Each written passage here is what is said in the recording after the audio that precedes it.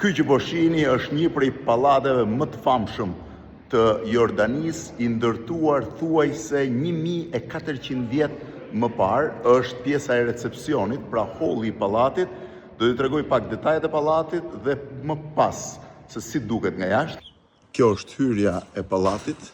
Pra ky është recepcioni i gjithi, shihni detajet e punimit. 1400 vjet më parë, është rënuar nga tërmetet dhe nga luftrat e shumta, por është rirestauruar në një bashkëpunim mes qeverisë jordaneze dhe asaj spanjolle.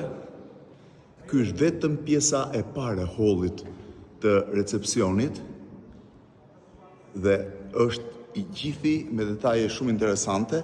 Kjo ishte dera parë e hyrjes, ndërsa dera tjetër të çon në këtë drejtim, ku mund të shihni që është edhe rruga që të çon në fund të pallatit. Pallati vetë është në fund të rrugës. Shihni rrugën.